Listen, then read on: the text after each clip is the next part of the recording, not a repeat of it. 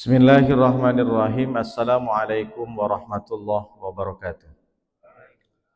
Bismillah, alhamdulillah, wassalatu wassalamu ala rasulillah Sayyidina Muhammadin ibni Abdillah wa ala alihi wa ashabihi wa man tabi'ahu wa mawalah. Allahumma salli ala Sayyidina Muhammad wa ala ali Sayyidina Muhammad. Yang sama-sama kita hormati seluruh pengurus Dewan Kemakmuran Masjid Baitus Salam, bapak-bapak yang hadir. Dah lama tak berjumpa, insyaallah semua dalam keadaan sehat walafiat. Dan insyaallah yang hadir pada kajian subuh kali ini dimuliakan Allah Subhanahu wa taala. Bersyukur kita kepada Allah dengan ucapan alhamdulillah, berselawat kita kepada Rasulullah dengan ucapan Allahumma shalli ala Sayyidina Muhammad wa ala ali Sayyidina Muhammad. Tidak terasa bapak-bapak hadirin jamaah kajian subuh, kita sudah berada di bulan Syawal, di mana-mana kita bisa lihat banyak acara silaturahmi. Namanya kalau di Indonesia itu halal bihalal. Di Arab atau di tempat lain itu tidak ada acara halal bihalal. Hanya di Indonesia. Diambil dari kata halal. Halal itu boleh. Kalau kita sudah bisa memakan sesuatu yang boleh dimakan, halal. Kalau kita bisa mengambil sesuatu yang mungkin sudah menjadi milik kita, halal. Berarti tidak ada masalah haramnya. Jadi kalau antonim dari halal kan haram. Kalau di Mekah, Madinah itu orang ketika membeli sesuatu, selesai dari Masjid Nabawi keluar, mengeluarkan duit, beli peci, beli sejadah. Ketika sejadah dibeli, dibayar, orang yang sudah jual ngasih sejadahnya, halal. Apa maknanya? Berarti sudah boleh, berhak kita memiliki, tidak ada sangkut paut. Kalau halal bihalal nih asal mulanya kan dari Soekarno. Dulu masih ada Belanda, Jepang, Indonesia berkelahi sama negara lain. Ketika Jepang dan Belanda sudah pergi, ternyata Indonesia kelahi sesama Indonesianya. Jangankan zaman kemerdekaan, zaman kemarin aja gara-gara pilpres banyak yang berantem, kelahi. Jadi Soekarno tuh buat bikin acara, gimana caranya rakyat kita ini tak berkelahi. Diundanglah Kiai Haji Wahab Hasbullah, pendiri NU. Gimana Pak Kiai, kita bikin acara nih, rekonsiliasi nasional. Apa acaranya yang benar namanya? Silaturahmi. Udah biasa Pak Kiai, kita bikin acara halal bihalal saja namanya. Kenapa? Karena kelahi haram, mencaci maki haram, ngejek-ngejek haram. Maka antonim lawan kata dari haram adalah halal. Dibuatlah halal bihalal. Itulah asal mulanya. Jadi kalau bapak-bapak nanya, zaman Nabi tak ada. Makanya banyak orang tak mau halal bihalal karena bid'ah. Tidak ada zaman Nabi. Tapi sebenarnya lepas dari itu, halal itu ditengok dari Kamus Besar Indonesia.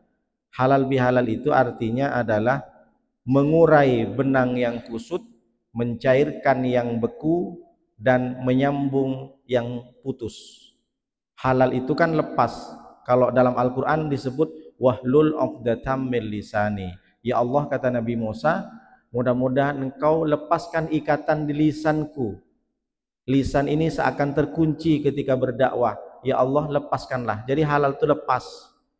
Maka arti dalam bahasa Indonesianya halal itu adalah mengurai benang yang kusut jadi terurai, mencairkan yang beku jadi cair. Bahkan kalau ada hari ini THR belum cair, itu namanya tak bisa dikatakan halal bihalal. Kalau di sini kan udah cair semua THR kan, alhamdulillah Pak Ustadz. Makmur semua jemaah Baitus Salam Arira Garden. Dan yang ketiga adalah menyambung yang sudah putus. Jadi kalau ada acara halal bihalal, silaturahmi, tapi masih ada hati yang beku, masih ada orang yang dendam, masih ada orang yang benci, berarti tak ada gunanya halal bihalal. Nah itulah disebut dengan halal bihalal, biar kita tidak ada sangkut paut.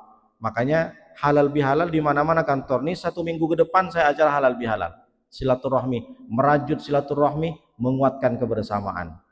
Kenapa? Boleh jadi di waktu puasa tak sempat kita teguran, boleh jadi selesai sholat Idul Fitri tak sempatlah orang itu berkunjung ke rumah kita karena mungkin sibuk.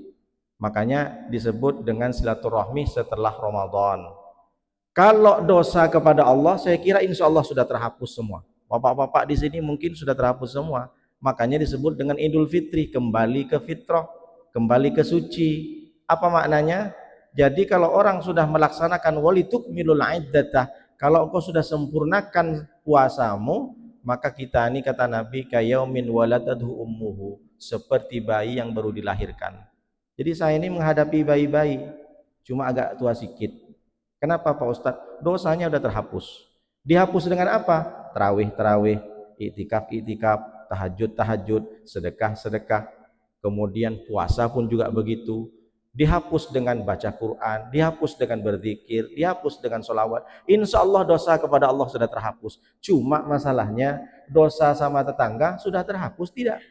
Belum tentu. Kenapa? Kalau tak sempat kita silaturahmi, maka akan timbul sesuatu prasangka-prasangka yang tidak terduga. Ada negatif-negatif. Makanya orang kalau tak mau halal bihalal, tak mau silaturahmi, bawaannya sensitif. Kenapa Pak Ustadz? Kelahi dia di grup WhatsApp. Berapa banyak orang kelahi di grup WhatsApp? Itulah pentingnya silaturahmi. Jadi jangan terlalu ikut sama orang, oh bid'ah, tak ada halal bihalal. Akhirnya orang tuh diam aja di rumah. Yang penting aku sholat Pak Ustadz.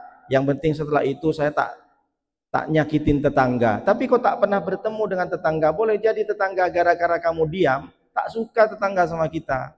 Kita ini makhluk sosial.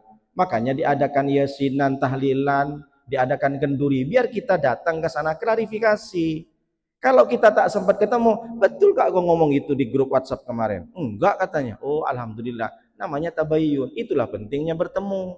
Jelas silaturahmi itu bukan sekarang apa-apa sekarang melewat media sosial, susah kita. Makanya orang banyak diem-dieman, padahal tak pernah berantem, tak pernah berselisih, tapi tiba-tiba udah tak teguran. Padahal satu tetangga, satu kompleks, satu RT. Kenapa? Terlalu introvert.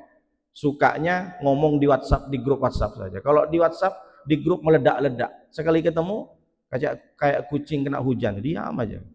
Makanya kita itu pentingnya silaturahmi agar sesuatu yang mungkin tidak baik prasangkanya bisa terverifikasi, bisa terklarifikasi.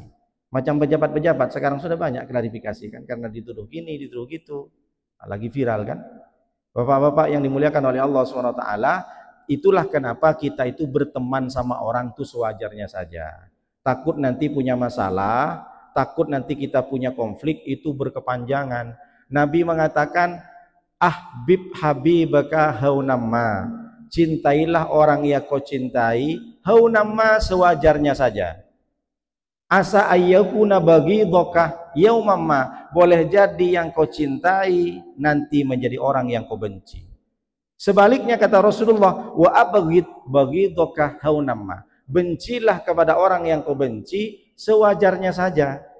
Kenapa? Asa ayyakuna habibaka yaumamma, boleh jadi orang yang kau benci itu menjadi orang yang kau cintai. Jangan terlalu mencintai seseorang berlebihan, jangan terlalu membenci seseorang terlalu berlebihan. Kenapa? Karena mencintai dan membenci tempatnya di hati. Terlalu benci kita sama tetangga, rupanya sewaktu-waktu kita butuh pertolongan tetangga itu.